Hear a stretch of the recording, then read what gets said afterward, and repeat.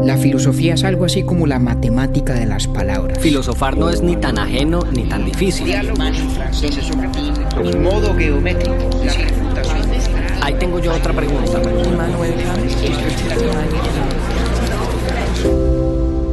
Urbi et Orbi, a la ciudad y al mundo. Buenos días, buenas tardes, buenas noches. Como buenos padres primerizos, por estos días María Cristina y David todo lo están pensando con relación a Clemente, su hijo recién nacido. Por esa razón, el concepto de la crianza se ha convertido en un interés que todo lo toca. En el episodio de hoy, hablaremos precisamente sobre la crianza como un problema filosófico, desde el aporte de Jean-Jacques Rousseau, uno de los filósofos modernos con las más profundas contribuciones al respecto. En su libro Emilio, Rousseau plantea que el objetivo de formar a alguien es garantizarle, en últimas, su libertad y autonomía. Y esto, paradójicamente, se logra únicamente si quien es responsable de la crianza enseña el concepto de libertad a través de la total subordinación. Les presentamos entonces nuestro episodio número 53 sobre la crianza.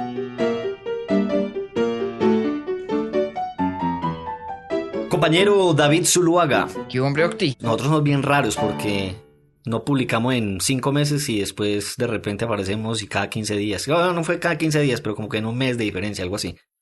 Sí. Bueno, ya con este capítulo por fin cerramos nuestra cuarta y muy inusualmente prolongada temporada. Temporada total. Que nos tomó todo el año terminarla, ¿no? Sí, oiga, sí. Pero bueno. Muchas gracias en todo caso pues a los queridos pelagatos urbinautas que nos tienen tanta paciencia y como en el diciembre pasado prometemos que el año entrante seremos más juiciosos. Ese es será como lo que se pueda. Esa es como esa es nuestra el año entrante si voy al gimnasio. Sí, Ay, no. juepucha. Ay, hombre, ojalá fuera más firme y creíble nuestro compromiso en esta materia que cualquiera de los míos en relación con el ejercicio. Calla esos ojos. Que es de pleno conocimiento, al menos en la comunidad más fiel a Urbi et Orbi, que Sí, es de conocimiento yo no es que sea público. pues el mejor amigo del ejercicio tampoco, pero soy menos peor. No, pero ese estándar, mejor dicho. Tampoco es que sea muy bueno, sí. Oiga, le tengo un dato Sí, pobre inútil, consuelo, pobre le- consuelo. Le tengo un dato inútil, pero divertido para terminar el año en punta. ¿Usted sabe Cuente a dónde ver. se lanzó? Es que ¿dónde se lanzó? ¿Dónde se inventó la ensalada César? No, ni idea. Dígame uno así que usted, el primero que se le ocurra. Primer lugar No, que se le ocurra. pues, no sé, yo me imagino que es de esas cosas que se supone que son italianas, pero son una mega gringada. Eso es Exacto. una cosa, ¿sí o no? Sí, pero no, porque se la inventaban en Tijuana. Ah, juepucha, ¿de verdad? Y la historia es bien bacana, no la voy a echar toda, pero es muy chévere porque se la inventan en Tijuana en épocas de la era de la prohibición, por ahí en los 20, cuando la Sí. gente de Los Ángeles y San Diego y California en general bajaba bastante a Tijuana pues a tomarse el traguito, que además era distribuido también por Al Capone allá abajo. Entonces, en medio de tanto movimiento, hay varias teorías de cómo surge, pero alguien que se llamaba César, un chef que se llamaba César, que parece ser que es un señor que se llamaba César Cardini, de hecho. Probablemente ¿De tenía verdad? ascendencia ¿Hasta lo tienen italiana. identificado al tipo? Sí. Entonces el hombre como que se le acabó un ingrediente que usualmente usaba en la ensalada y se inventó un aderezo que terminó siendo muy famoso y que se conoce después en honor a su nombre como la ensalada César. Se lo cuento porque hace poco estuve en Tijuana y me echaban el cuento, entonces me pareció muy bacano y por ahí lo guardé y hasta ahora vengo a desempolvarlo para echarlo aquí como dato inútil pero divertido.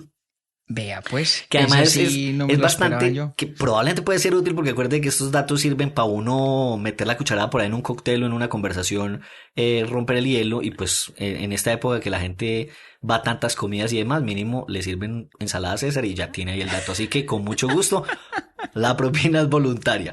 Bueno, ahora sí entremos en materia. Nosotros, fíjese usted que el año pasado terminamos con un episodio bastante bonito, un día antes o dos del matrimonio suyo y de María Cristina. Sí, Y hoy vamos a sí, hablar señor. sobre la crianza, por algo también, una razón bastante bonita que yo quiero que usted cuente. No, pues ya la hicimos pública en el episodio anterior, pues que es el nacimiento de nuestro primer hijo Clemente. Me gusta que, mucho cuando pues, usted como es dice apenas... nuestro primer hijo. Me gusta eso de primero. Deje así, peor es Meneallo, Octavio. Em, pero entonces, pues como es natural, con el nacimiento de un hijo, pues para los que no hemos sido padres antes, pues obviamente se hace imperativa la pregunta de cómo carajos cría uno un niño. Ajá. Y resulta que pensando en esa pregunta, pues he venido a apreciar nuevamente la enorme importancia filosófica que tiene y la complejidad filosófica de que está revestida, de hecho. Yo creo que el problema de la crianza o la cuestión de la crianza y de la educación en general es, eh, es un asunto insuficientemente filosofado, si puedo decirlo así. Y creo que es muy diciente tal vez que sea asunto pues de poco interés para muchísimos filósofos, pero que de hecho ha sido de enorme interés para algunos de los más grandes de todos. Sí. Platón, por ejemplo, ¿no? La República es, entre otras cosas, un tratado pedagógico. Y lo es también uno de los libros centrales de la modernidad, en mi opinión, y no soy el único que la tiene, que es el Emilio de Rousseau, sobre el Sí. que le propuse que habláramos hoy y que lo utilizáramos un poco como punto de partida para hablar y reflexionar sobre esta cuestión de la crianza que es filosóficamente difícil. Y lo es, yo creo que en resumidas cuentas, por una razón, Octi, y es que criar tal vez es una actividad que se asemeja un poco a la escultura, ¿no? Al acto de esculpir algo. Si usted es un escultor y le entregan un trozo de mármol, Sí. ¿sí? Y usted allí tiene que hacer alguna cosa, evidentemente las posibilidades artísticas pues no son infinitas. Hay cosas que usted no puede hacer como escultor dada la naturaleza del trozo de mármol que le dieron, que le cayó. Su tamaño, sus dimensiones, su textura. Hay cosas que no se pueden hacer. Sí. Pero dentro del marco de lo que sí se puede hacer, las posibilidades son inagotables.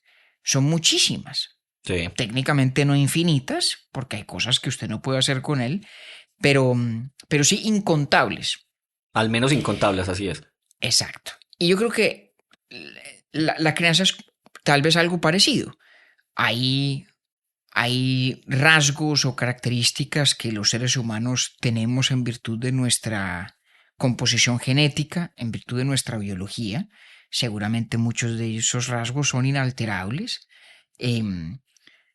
pero dentro de los confines que traza la genética, pues la crianza determina que resultemos ser una cosa y no otra, dentro de las muchísimas posibilidades que esa genética eh, podría tolerar. Y la razón por la cual eso, que pues a lo mejor parezca una obviedad, creo yo que es filosóficamente importante, es porque crea el siguiente dilema o la siguiente paradoja. Quien cría,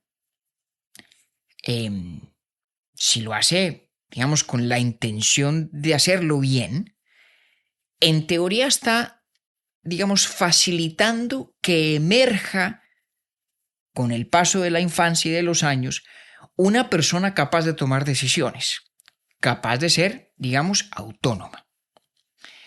Pero la gran paradoja, creo yo, es que esa autonomía emerge de su antítesis, que es la absoluta heteronomía, la incapacidad total de tomar decisiones propias y el sometimiento inapelable a la voluntad de otro, a la voluntad del que cría. Entonces, es una situación, yo creo, paradójica, que quien cría y busca criar bien y busca criar con alguna noción de la autonomía, lo que hace es imponer su voluntad para forjar otra voluntad que luego sea capaz de conducirse a sí misma, digamos, con fidelidad a lo que es. Que Es decir, potencialmente ayude a formar la voluntad de otro después. además, ¿no? Ajá. Además, porque es una concatenación en Sí, principio, de nuevo, no infinita técnicamente hablando, pero sí inagotable. Entonces, ahí, Octi, yo creo que hay un problema bien importante de entender. ¿Qué ocurre o cómo debemos conceptualizar ese periodo singular que llamamos la infancia entre que se hace concreta la existencia de una persona humana con unos rasgos biológicos ya más o menos definidos, pero con unos rasgos psicológicos todavía relativamente indeterminados? ¿Qué ocurre entre ese momento y la adultez? Donde quiera que usted trace la línea, no importa, y no es una cuestión jurídica si son a los 16 o los 18 años, no importa. sí, pero en algún Cuando momento quiera pues que una... estará al límite, ajá. Exactamente, cuando quiera que una persona se considere ya en uso de razón, más o menos capaz de conducirse a sí misma con algún grado de autonomía. Repito, eso no es una característica o un atributo binario, no es que uno pase un día de ser en lo absoluto autónomo a ser plenamente autónomo al día siguiente, De y hay acuerdo. personas que no logran ser del todo autónomas nunca, como habrá otros que a lo mejor lo son precozmente, pero Ujú. la noción más o menos creo que se entiende, ¿no? Que hay evidentemente un periodo vital en el cual uno está totalmente sometido a la voluntad de otro, a la voluntad del que lo cría, De acuerdo. y sometido con esa particularidad de que si quien me cría busca hacerlo bien, busca entonces, entre otras cosas, que yo pueda al día de mañana ejercer autónomamente mi propia voluntad, y la manera como logra hacer eso es moldeando la mía, moldeándomela. Sí, Por eso digo que la autonomía paradójicamente emerge de la más grande de las heteronomías, de estar sometido al nomos, a la ley de otro, el hetero, ¿no? Entonces, y a lo que éste considera como apropiado. es exactamente. Yo pienso mucho en estos días, he pensado mucho, le contaba a usted hace un rato, en una historia pues que está eh, famosamente en los textos de Heródoto, pero Sí, que recientemente me volví yo a encontrar en un libro que me encanta que se llama La Trilogía de Nueva York, de un de Paul escritor. Auster. Sí, exactamente, de Paul Auster. En el primer texto de la Trilogía de Nueva York, que se llama City of Glass, que yo Sí, no sé si lo traducen, cómo lo traducirán al español, Octi. Yo no sé si ciudad de espejos o ciudad de vidrio, no lo sé. se la quedo viendo yo también. Eh, bueno, en todo caso, en ese primer texto, en City of Glass, hay un personaje que se llama Peter Stillman. Y resulta que el Peter Stillman que conocemos en la novela es hijo de un Peter Stillman que era medio loco.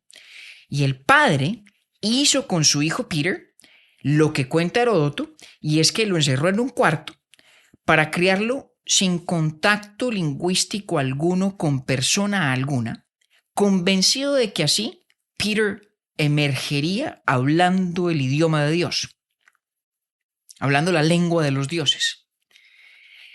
Y se me venía mucho a la mente este episodio, Octi, porque yo creo que es una forma pues trágica en esa narrativa, pero un poco cómica también, de mostrarle a uno como los dos polos de esa compleja ecuación de la crianza. Si Peter Stillman padre hubiera sido exitoso, ¿no? Si ese experimento que narra Heródoto efectivamente funcionara, Sí, Peter Stillman hijo habría recibido el regalo extraordinario, pues, de hablar la lengua de Dios. sí, Habría sido sí, el sí, único. sí. No sé yo qué habría hecho con ella, pero De supone acuerdo. uno que habrá arcanos que solo se revelan en ese idioma. Pero como le salió muy mal, pues el Peter Stillman hijo que resultó el experimento, pues era un desastre absoluto. Ya se imaginará usted. Claro. Ciudad de Cristal acabo de buscar, se llama en español. Ciudad de Cristal, vea usted. Bueno, Ciudad de Cristal. Muy buena novela, además, la trilogía de Sí, Nueva York. Entonces, pienso yo en ese ejemplo porque creo que ahí está ahí está puesto de manera literaria el dilema también. Quien logra criar para la autonomía y para la independencia y para la libertad, pues ha sido exitoso en ese sentido, pero lo ha hecho a través de la imposición de su propia voluntad, sí, que es lo contrario a la autonomía, que es lo contrario a la libertad. Y este es exactamente el problema que se plantea Rousseau en el Emilio. En el Emilio. Y por eso es que ese libro, creo yo, es tan importante. Comparable, como le decía al principio, pues a la República de Platón. Entonces, por eso es que me pareció un problema filosóficamente importante y creo que no muchos filósofos lo han sabido entender y lo han sabido apreciar y se han preocupado tanto por él como Rousseau.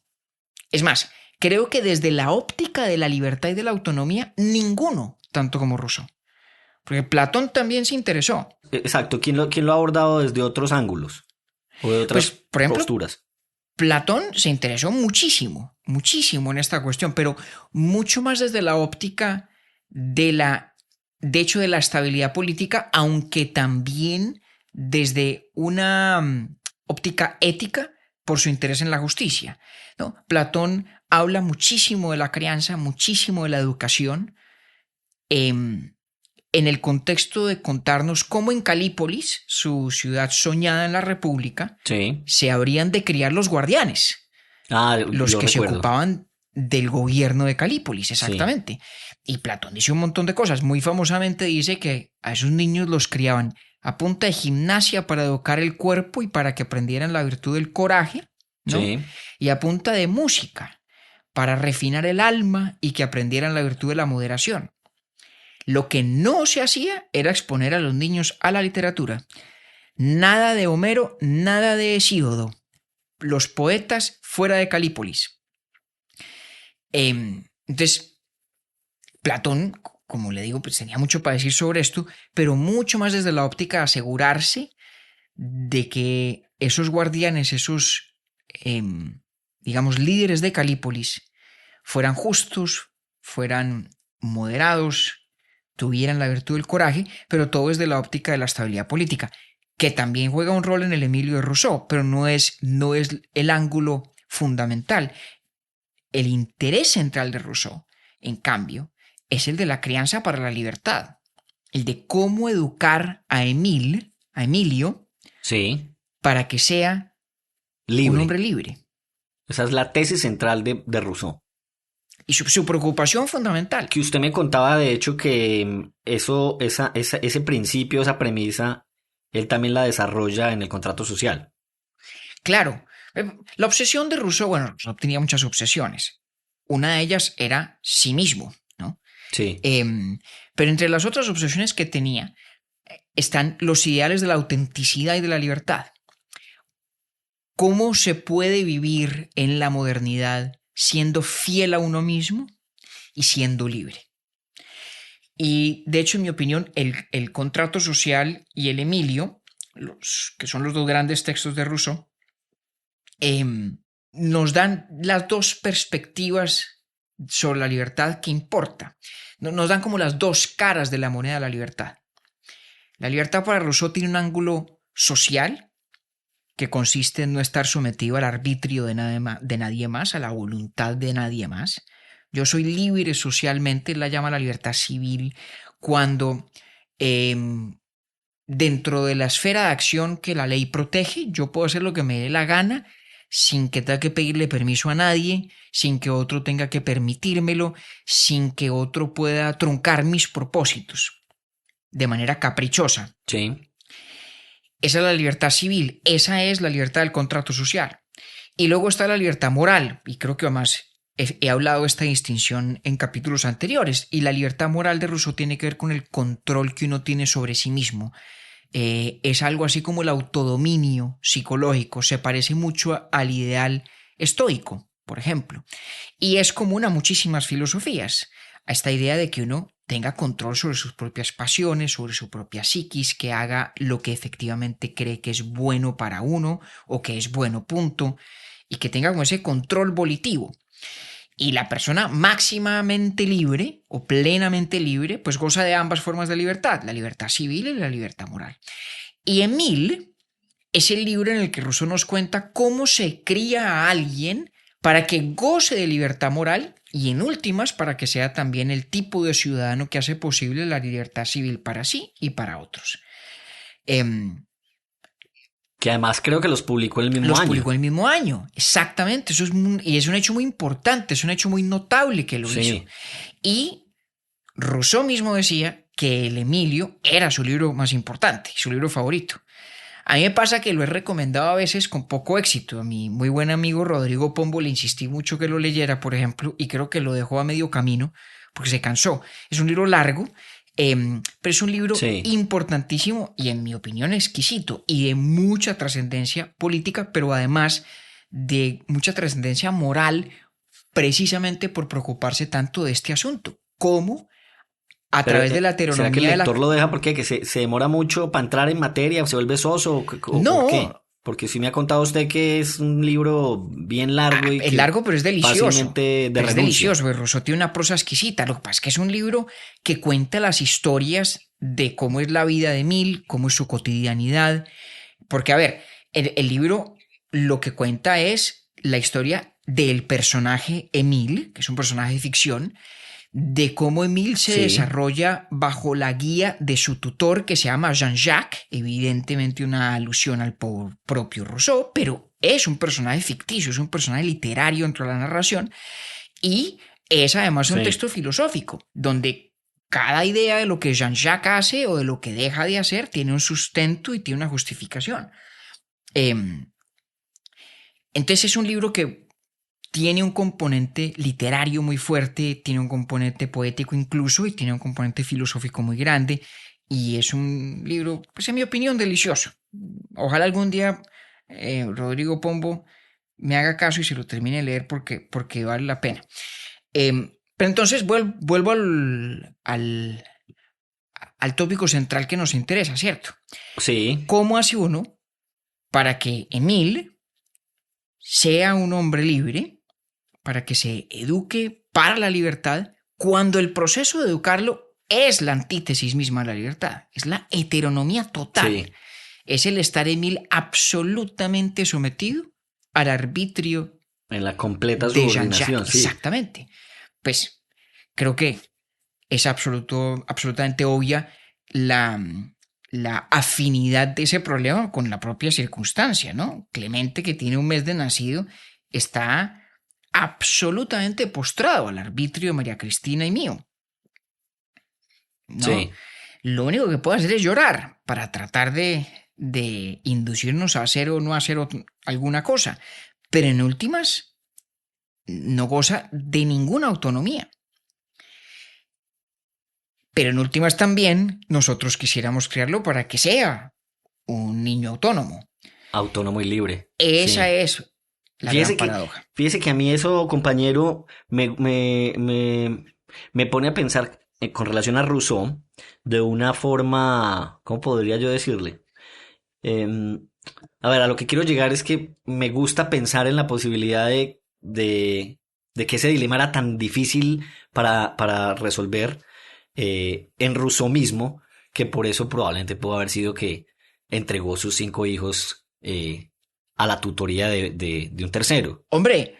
Que me imagino que algunos ya que están escuchando este episodio dirán, bueno, pero este hombre, si por algo se caracterizó fue por ser un mal padre, que es lo que comúnmente se dice de Rousseau. Sí.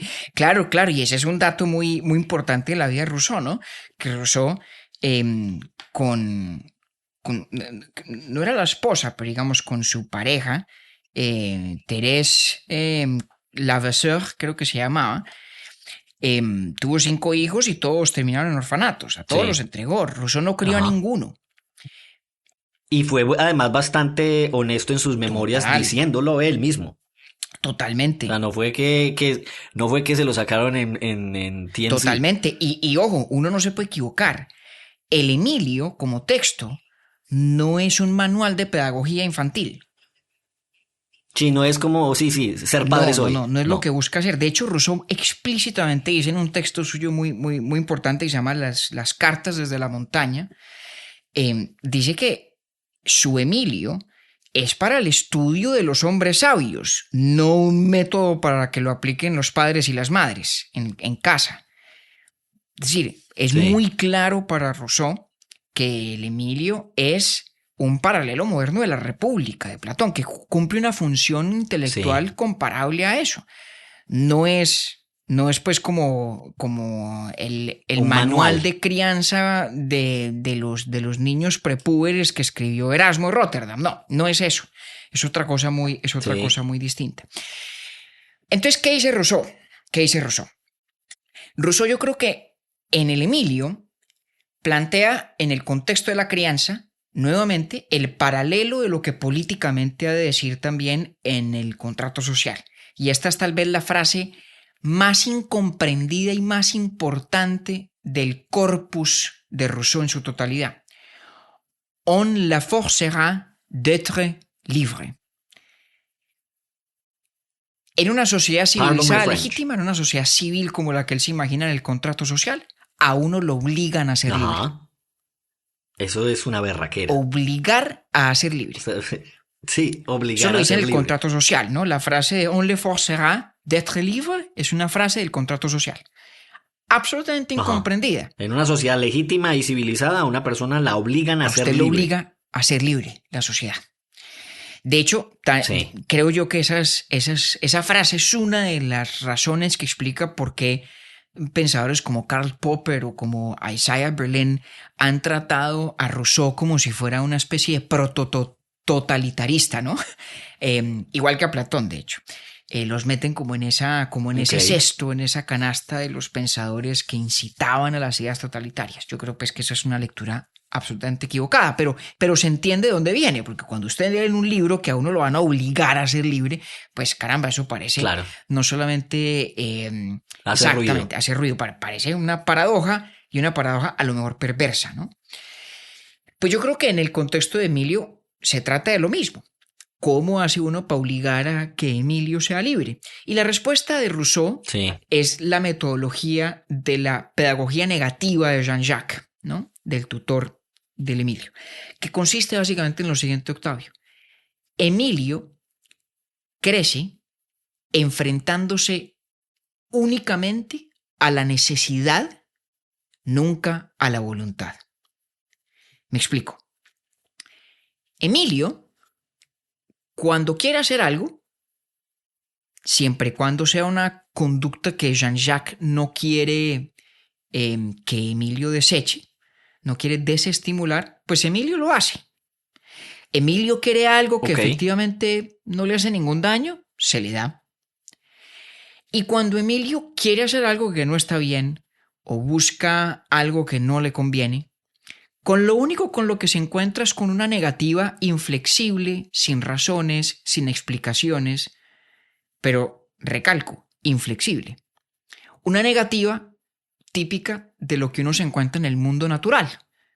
Es como si se encontrara con una roca que es demasiado pesada para él, que él es incapaz de mover, no tiene la fuerza para moverla. Entonces, en la vida de Emilio, en la crianza de Emilio, los no que recibe tienen ese carácter de necesidad inapelable que tienen también las piedras que son demasiado pesadas para Emilio. Sí. Emilio nunca se topa con la voluntad de Jean-Jacques. Emilio nunca se enfrenta a que Jean-Jacques, como persona, como voluntad, sea el que le conceda, le permita o le impida.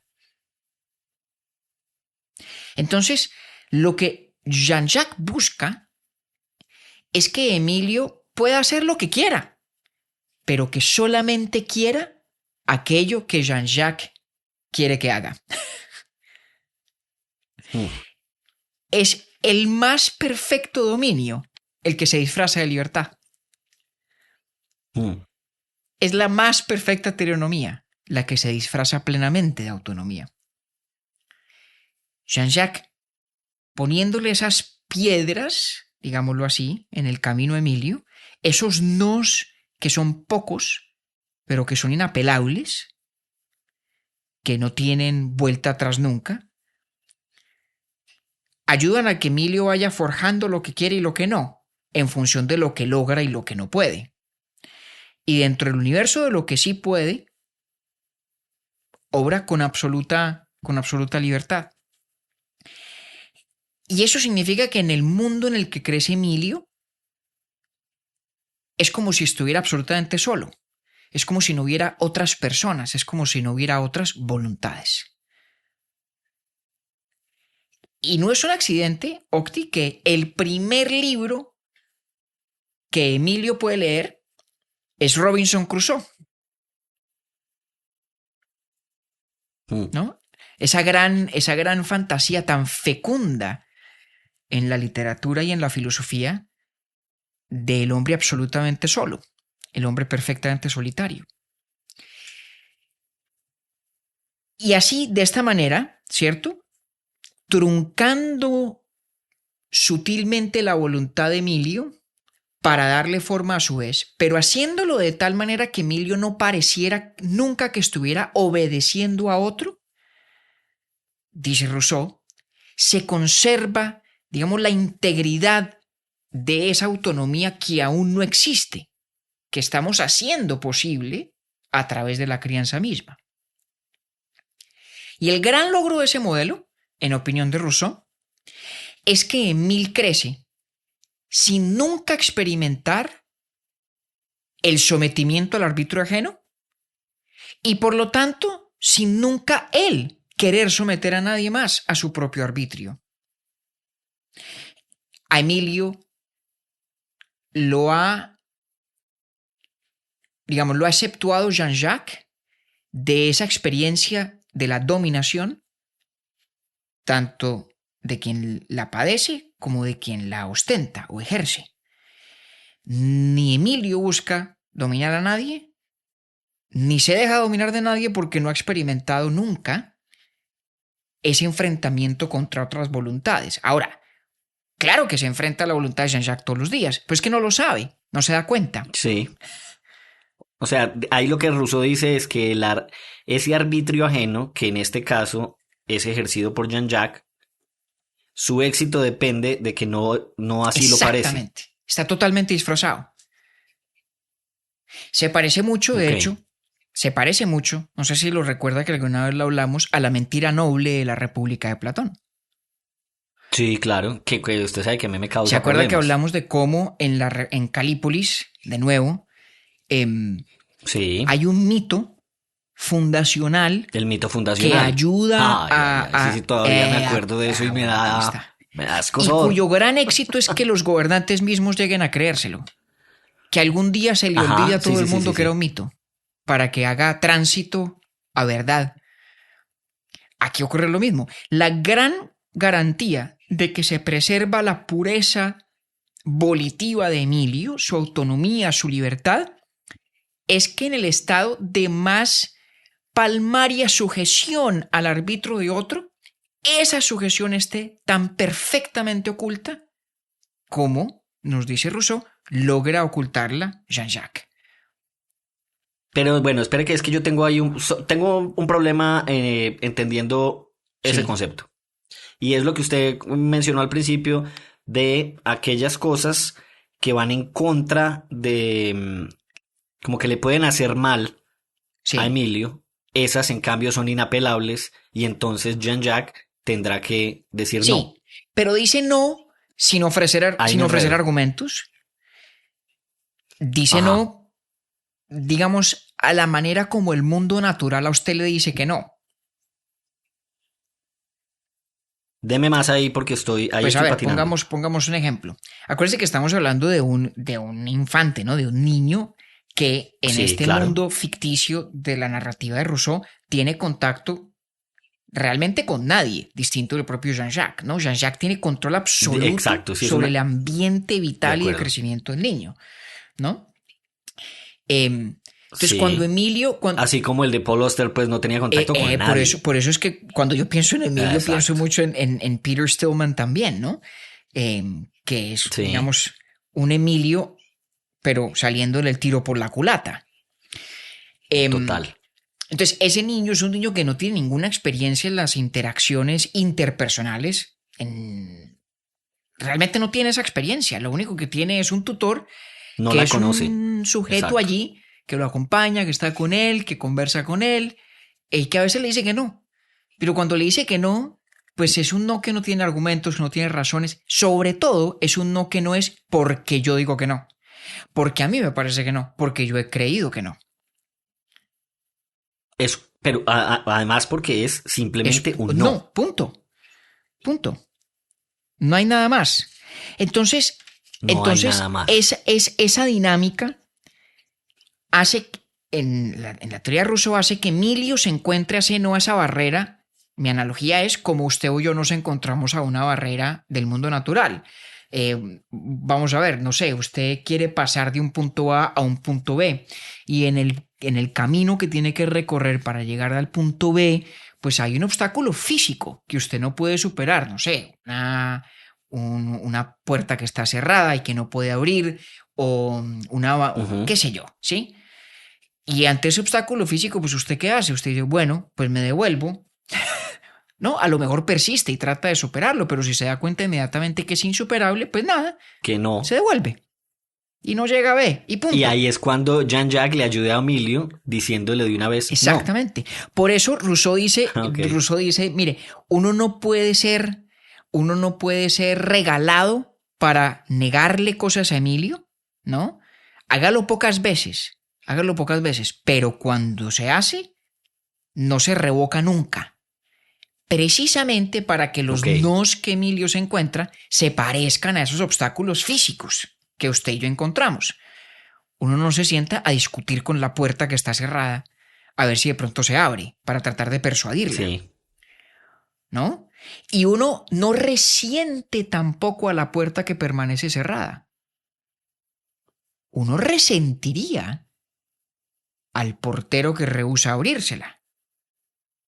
De que eso es otra cosa. Por eso es tan importante que Emilio no encuentra voluntades, solamente necesidades.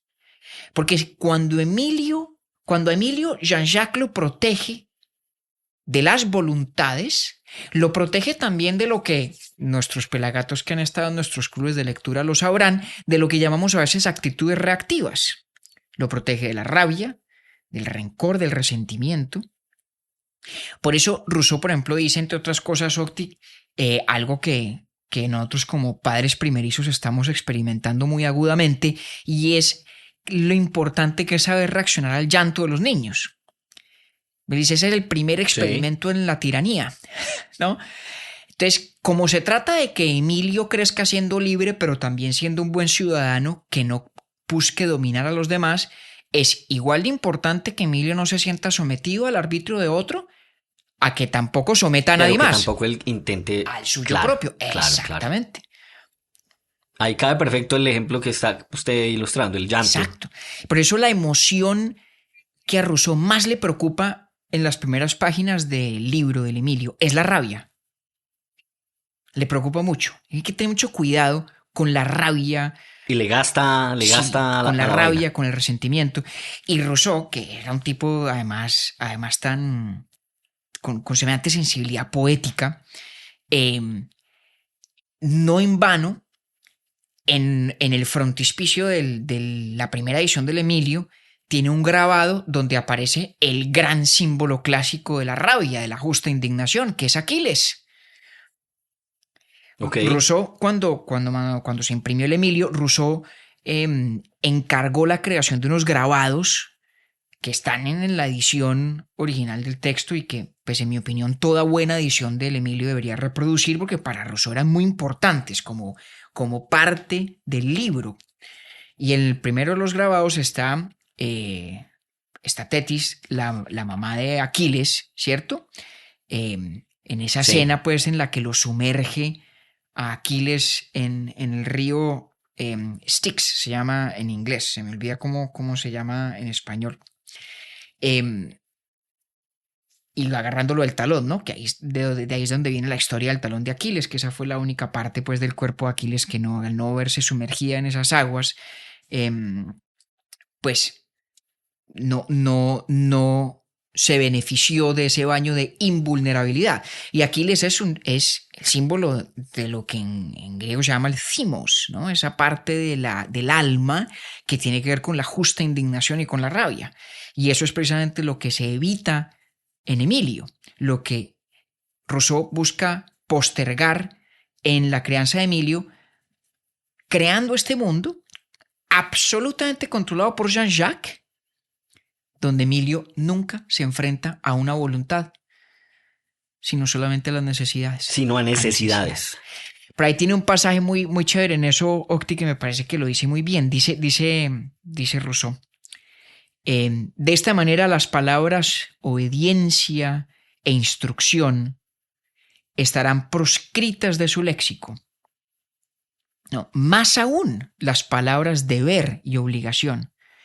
Pero en cambio las palabras fuerza, necesidad, impotencia, obstáculo, deberán jugar un gran papel en él.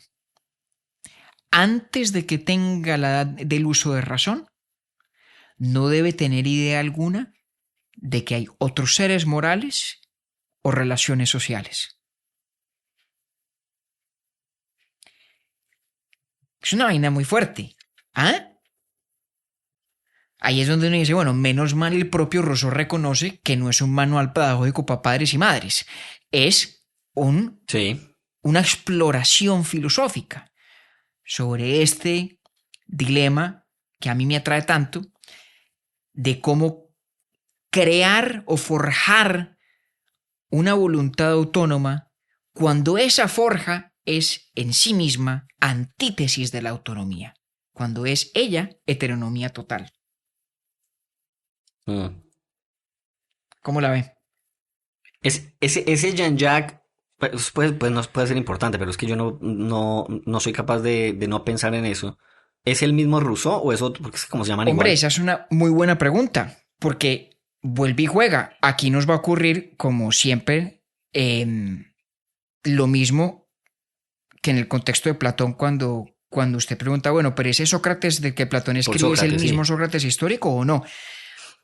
Aplica ahí lo mismo. Pues es que hay un juego de Rousseau con nosotros que es lo que lo hace un pensador apasionante. Y es que además de sentarse a uno a decirle estas son mis ideas filosóficas A, B, C, D, E, lo hace en juegos literarios.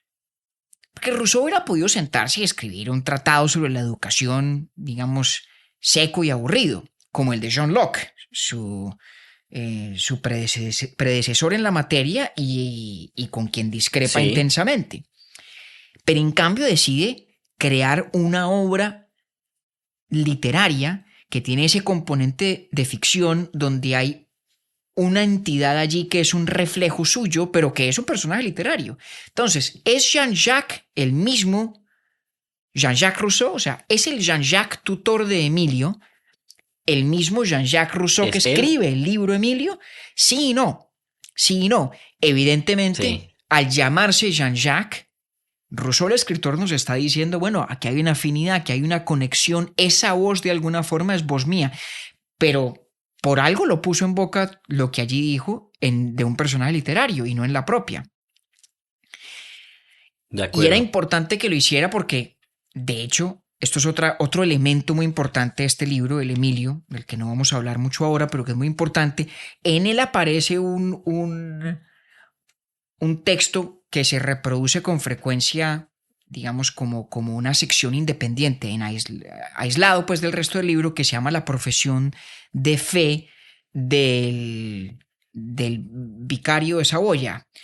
Es básicamente una suerte de credo de la visión religiosa de Rousseau, puesto en boca de otro personaje.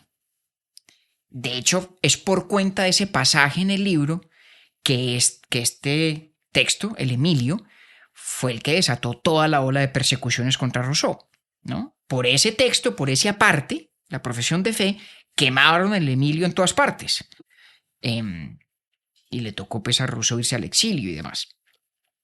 Eso es otro ángulo de este libro muy, muy importante. Pero todo esto para decirle es Jean-Jacques, tutor de Emilio, el mismo Jean-Jacques Rousseau, escritor, autor de El Emilio? Hombre, sí, ¿no? Sí, ¿no? Y es muy diciente que haya elegido esa duplicidad, ese presentarse a través de un personaje literario. Cosa que también hace, no tiene ninguna conexión con Rousseau, creo yo, pero cosa que también hace el propio Paul Auster, ¿no? En, en la trilogía de Nueva York, en City of Glass, En la ¿cómo es que se trilogía. llaman? ¿Cómo es que la traducen al español? Ajá. La ciudad Ciudad de de Cristal. Cristal. En Ciudad de Cristal hay un personaje que se llama Paul Auster, eh, Sí, sobre el cual habla el narrador sobre el cual escribe Paul Auster, el escritor. sí. A mí es que me encantan ese tipo de laberintos. Y A mí eso también sí, a mí me algún gusta. día tenemos que hacer A un mí me gusta capítulo sobre ahí eso, Octi. botarle Algún día corriente a eso. hacemos ese capítulo ¿Sobre qué? sobre el escritor, el autor, el narrador, esas diferentes personas, esas Voces. diferentes voces. Sí, Ajá. bacanísimo. Algún día lo hacemos. Eso sería bacanísimo. Pero vea, ese último que me estaba contando me interesa bastante y es la condición o la característica o la importancia más bien política del texto. Claro. Porque uno diría, como dicen muchos, si bien no es un manual, y usted hizo la aclaración más temprano, sí que es un libro importante, digamos, en la pedagogía, en el área de conocimiento de la pedagogía. Pero es mucho menos explorado su condición e importancia política. Claro, y la tiene toda. O sea, es un gran tratado de filosofía moral y de filosofía política. Mire, y digamos que sus lectores más acuciosos así lo han sabido. Entre ellos, obviamente, Kant. Creo que ya echamos esta historia, Sí. pero acuérdense que Kant era famoso pues por sus hábitos muy estrictos, entre ellos pues una caminata que hacía a la misma hora todos los días en su natal Königsberg, de la que nunca salió. Y la historia es que la única vez que Kant faltó a esa caminada fue porque estaba leyendo el Emilio de Rousseau y era incapaz de interrumpirlo. Y Kant no era sino que le mencionara a Rousseau y el tipo era como si se postrara frente a un genio, a un ídolo y a un grande. Lo comparó con la Vea. Revolución Francesa, al Emilio de Rousseau. Comparó a Rousseau mismo con Newton, ¿no? Decía que en el área de la moral, Rousseau tenía el lugar que a Newton le correspondía en la filosofía natural, ¿no?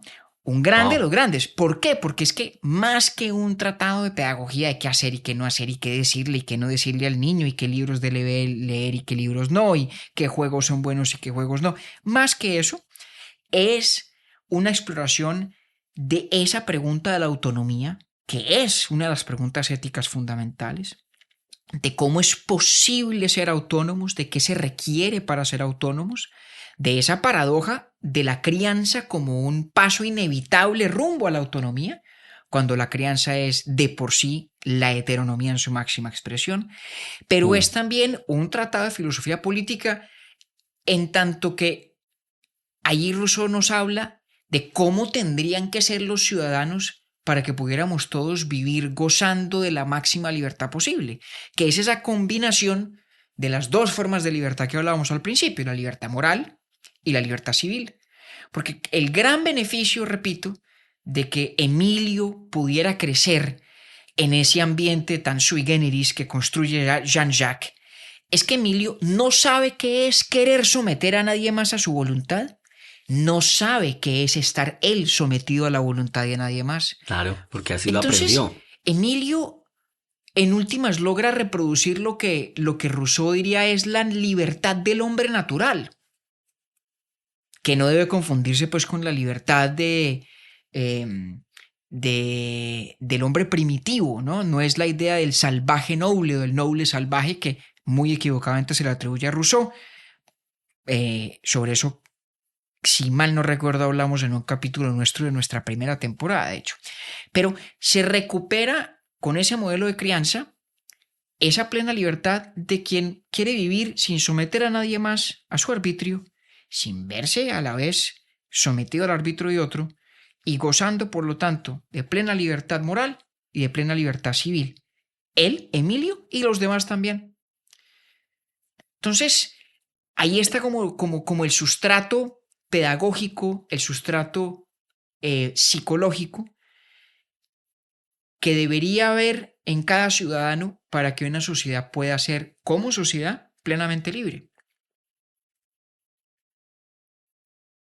Entonces, si yo lo pusiera en plata blanca o en palabras coloquiales, le doy dos opciones a ver cuál de las dos está más cercana a la elaboración de Rousseau. La primera sería, entre más cañado esté el sujeto, mejor es la labor del tutor. O se la complico más, hace parte de una buena labor del tutor un cierto engaño en quien está custodiado. Sí, la respuesta es que sí, a las dos cosas. Ok. Ahora, obviamente, en el entendido de que el tutor, Jean-Jacques, todo lo que hace, incluso el engaño, es pensando en el bien de Emilio. Es pensar, claro, porque de otra forma diría no. Exacto, exactamente. ¿Cómo le explicaría a usted el término cañar a alguien que nos escucha en Argentina o en España? Porque yo no soy capaz. Inducir a engaño. Sí, bueno, lo que se hace en el póker, sí, exacto. ¿no? Bluff. Un poco. Bluff, exactamente. Pero usted lo ha puesto muy bien, Octi. O sea, es clave que el cañazo sea grande y exitoso. O sea, el engaño tiene que ser pleno. Ese exceso de heteronomía. Única y exclusivamente en beneficio. Exacto. Tiene que ser pleno, pero tiene que ser a su vez luego utilizado para hacerle el bien a Emilio. Y fíjese que entonces allí... Claro. ¿Y quién sino el tutor para definir qué es lo mejor para Emilio? Pero nos queda pendiente resolver una pregunta. ¿Y ¿cuál? ¿Quién vigila al tutor? Ajá, entonces sí. Aparece también... Pues, espere, yo me lanzo a la piscina. Porque como yo no leí el libro, y adivine, no lo voy a leer, porque si Roberto Pombo no me lo leyó, pues yo así es Rodrigo. Si sabe contar, perdón, si Rodrigo no me lo leyó y usted sabe contar, no cuente conmigo para leer ese libro. Pero espero cambiarlo, espero hacerle cambiar de opinión, Octavio. ¿Ah? Usted mismo se va a sorprender algún día. Hombre, bueno, de pronto me llegará el momento de leer el Emilio, en 2022 no va a ser. De pronto me lo leo con Clemente cuando crezca o alguna cosa así. Deme unos añitos, deme unos 25 años para ver no si hay me afán, le no hay afán. Pero me atrevo a pensar que quien vigila el tutor fue la buena labor de quien a su vez fue su tutor antes. ¿O estoy muy peliculado ya? Está bien, está usted en lo cierto. O sea, es decir, parte de lo que lograría Jean-Jacques, piensa uno, es que Emilio después pueda ser tutor de alguien más. Pero pues hay un círculo vicioso, en algún lado tiene que empezar. Sí. ¿No? Y ahí, no, ¿qué pues dice ahí hay un problema que es imposible resolver, que es insoluble. Y es otra vez, en el ámbito de la crianza y de la pedagogía, el mismo problema de Calípolis. Claro. Y entonces también aquí hay como un mito fundacional, ¿o qué? Pues no digamos más que un mito fundacional, hay un salto al vacío fundacional, digámoslo así.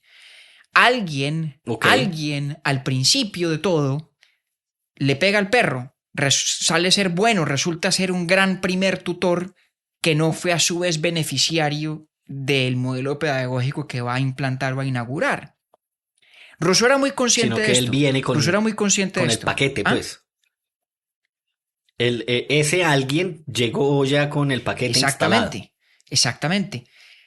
Y no fue como si ese Emilio, fruto de que se beneficiara de ese paquete.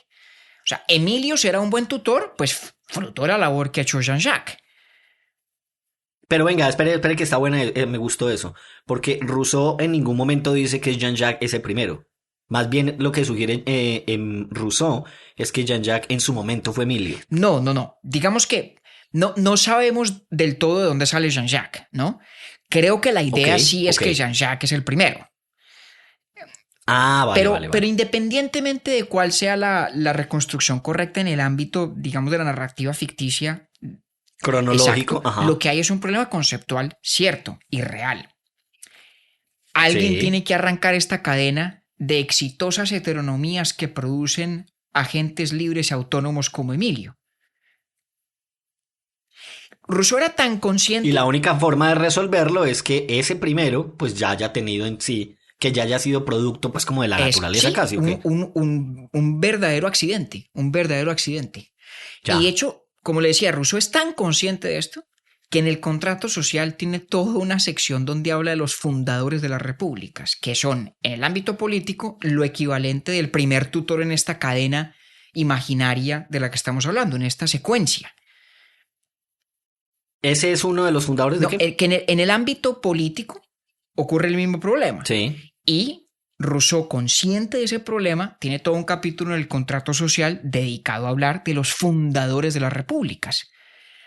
¿No? Es como la historia de Esparta, ¿no? Esparta era un modelo exitosísimo porque Esparta educaba a los futuros líderes espartanos en los valores y en los modos de ser de Esparta misma. Pero alguien tuvo que dárselos inventado, fue Licurgo. Licurgo fue el que creó las leyes de Esparta, le dio la estructura que tenía y dijo, aquí arranca todo, de ahora en adelante a todo el mundo lo vamos a crear así, y pues claro, una vez arranca la secuencia, pues se autoperpetúa. Es lo mismo que ocurre con el mito fundacional de Calípolis en la República de Platón. Es el problema reconocido por Rousseau en el ámbito del contrato social y de la cuestión política. Es un problema implícito, no del todo resuelto en el Emilio. Que es, bueno, ¿cómo arranca esa sucesión? ¿Cómo arranca esa secuencia? ¿Cómo hacemos para que haya... Para quien no haya escuchado, perdón, interrumpo, compañero, lo que hemos hablado, lo que ha mencionado David ya varias veces sobre el mito de Calípolis está en uno de nuestros episodios anteriores. Sí. Para que vayan y le echen una ya no me acuerdo exactamente en cuál, ¿sabe? Creo que es en el mito de la caverna. Ah, sí, claro. Pues claro, sobre la República, claro. Claro que sí. No me acuerdo el título, pero Platón lo tiene, pues en el título lo tiene ahí. Ahí está, exactamente. Entonces, mejor dicho, nosotros podríamos quedarnos aquí eternamente, pero vuelvo al asunto ahí crítico, ¿no? ¿Por qué estábamos hablando de quién entonces educó a Jean-Jacques que ahora educa a Emilio?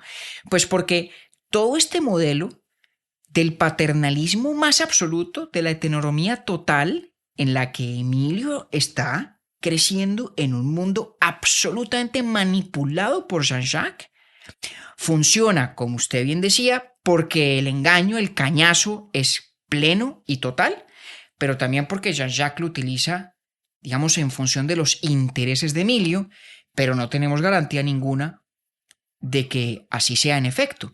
Y el gran peligro acá es que, bueno, ¿y cuáles son los intereses de Emilio?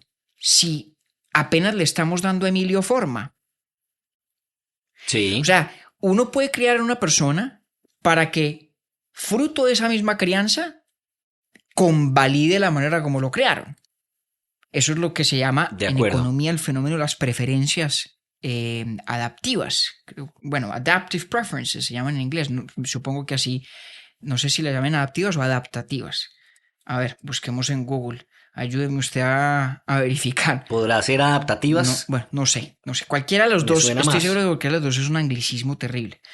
Pero básicamente la idea es que usted puede, según cómo cría a alguien, asegurarse de que ese alguien luego, digamos, legitime la manera como fue criado. Eso es el fenómeno de adoctrinar. Ese es el riesgo totalitario inherente a toda crianza, ¿no? Por eso es un fenómeno tan moralmente sensible y tan filosóficamente importante. Ese sí es adaptativa, compañero. Ahí tiene usted. Preferencias adaptativas. Y le encimo, pues, que ya está también en el diccionario de la RAE. Fíjese, bueno, entonces, adaptativas, ahí están. Que eso a mí me fascina porque siempre que yo le digo eso, usted me hace el mismo sonidito. ¡Ah! Porque se mantiene de pelea con la RAE. Sí, pero bueno, eso es tema para otro capítulo. Entonces, no digo yo que Rousseau haya resuelto esto del todo, pero al menos una cosa sí creo firmemente y en ella me sostengo. Creo que no hay un texto de la modernidad que haya realmente entendido y explorado de manera tan fecunda como el Emilio de Rousseau esta paradoja tan íntima, tan sensible y a la que todos nos hemos enfrentado, ya sea porque hemos criado o porque estamos criando, o porque vamos a criar, o porque o porque fuimos. nos criaron. Este es Claro. un problema filosófico del cual todos hemos sido partícipes. Al menos una vez. Sí. ¿No? Quiero decir dos cosas. La primera, que me sorprende que Kant haya admirado tanto a Rousseau y no haya aprendido de él a titular. Lo que pasa es que Kant era alemán, hombre. No, No importa, pero no, es que... Y de una vez le estoy ahí echando que me tiene usted nervioso pues para la siguiente temporada con don sí, Emanuel. prepárese. Entonces eso digamos ahí como nota al pie. Prepárese. Y lo segundo que me interesa mucho mencionar en este momento es cómo algo que aparentemente está encerrado en un solo y, por qué no decir, no tan complejo concepto, Rousseau se demora o se toma tanto para desarrollarlo, porque usted me dice que el Emilio es un libro bastante extenso. Sí, pero es un libro delicioso, ¿no? Usted porque ahora ya está anunciando que no lo va a leer este año, vaya y venga, pero no vaya a creer. Yo me sostengo de que es un libro además delicioso de leer, porque Rousseau tiene una prosa exquisita y es un tipo súper mordaz. Sí, yo me acuerdo que yo le conté a usted que uno de los pocos textos que yo había leído en la universidad muy temprano fue El Contrato Social, y a mí ese libro me gustó. Y El Contrato Social es mucho más seco que el Emilio. Es corto, comparativamente muy breve. Es más corto. Pero es muy seco. Sí. Este es un libro mucho más literario Sí. y mucho más sabroso. Algún día hacemos un club de lectura sobre el Emilio, aunque me temo que sean muy pocos los que se inscriban. Por los que lo hagan, así tendrán el privilegio. No porque sea con nosotros, digo, sino el privilegio de leer a Rousseau y de leer el Emilio. De leer a Rousseau. Bueno, de pronto, no está de más. Un día esto, anímese. Pero sí, bueno, me gusta porque aquello de resolverlo en un primer individuo es interesante. Y empiezan a encontrar similitudes como las que ya mencionábamos con Platón y demás. Sí, ahí hay un diálogo. Que eso en su momento me ayudó a mí pues para entender. Hay un diálogo delicioso. Delicioso, ¿no? Entre todas esas preocupaciones de Platón y estas obsesiones de Rousseau. Una distancia de tantos siglos. Unos problemas que son los mismos, tan esencialmente humanos, pero visto desde una perspectiva tan diferente, ¿no?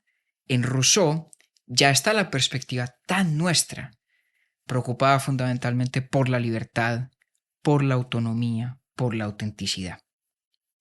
Todo esto para decir, Octi, que aquí no tenemos ni idea cómo vamos a crear a Clemente, pero algo nos inventaremos. Ok. Algo nos inventaremos. Él de todas maneras, yo sé que utilizará el llanto para cuando usted de pronto le dé por ponerle una camisa de cuadros. Y me tiene totalmente sometido, digamos. No yo ya mucho. fracasé. Yo Jean-Jacques no soy. Ya estuvo, ya renunció a la vaina. Jean-Jacques no soy y Clemente no es Emilio tampoco. Ok, pero como no es un manual Emilio, entonces pues está bien. Me quedó sonando mucho la cosa de Emilio no encuentra voluntades sino necesidades. Correcto. Bueno, ahí le dejo para que medite en estas fiestas de fin de año y nos vemos pronto para nuestra... Temprano el año entrante. Temprano el año entrante para nuestra quinta temporada, Octi. Como siempre, un gusto. Vea, déjeme primero que tengo dos personajes que van a izar bandera. Uno es Juan Vicente Gómez Velázquez, de Sabaneta, Antioquia.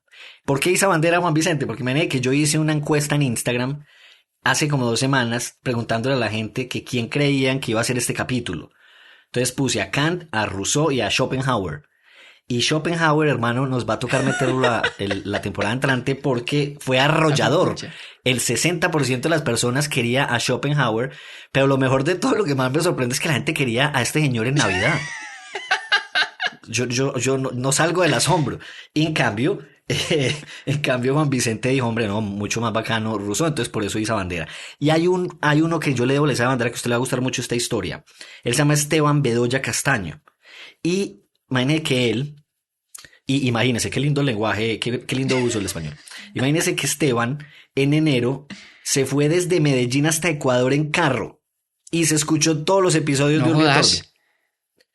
En donde además le sonó mucho, me contó los episodios sobre Spinoza, Frankfurt, Borges y San Agustín. Ah, caramba. Pero se los escuchó todos desde Medellín hasta Ecuador, entonces pues izan bandera los dos y todos los urbinautas. O sea que ahora sí que es literalmente cierto que Urbi et Orbi cruza fronteras. Ah, no, ya mejor dicho, y hasta ya con pasaporte sellado y toda la cosa ahí ¿cómo es que llaman? Después de Ipiales, ¿qué es lo que sigue? No me acuerdo. Yo tampoco, yo no he hecho ese viaje, pero me parece espectacular. Yo llegué hasta Ipiales. Muy honroso haber sido compañía sí, en semejante periplo, qué maravilla. Una maravilla. Entonces, bueno, compañero, pues unas felices fiestas. Para quien escuche este episodio en agosto del año entrante, pues estamos hablando de las fiestas del 2021. Así es. Bueno, don Octavio, nos vemos en el año 2023 muy pronto. Muy pronto, sí, señor. Un abrazo, pues, a Clemente, que escuchará este episodio en 25 años. Gracias, Octi. Un abrazo, hombre. Urbi et Orbi es producido por Bielo Media, con la música original de Felipe Durán, la coordinación general de Camilo Zuluaga y la dirección creativa de María Cristina Pimiento. Agradecemos especialmente a Luchi y Titín por la voz del cabezote y nuestro logo. Nosotros somos David Zuluaga y Octavio Galvis. Feliz día, feliz tarde o feliz noche.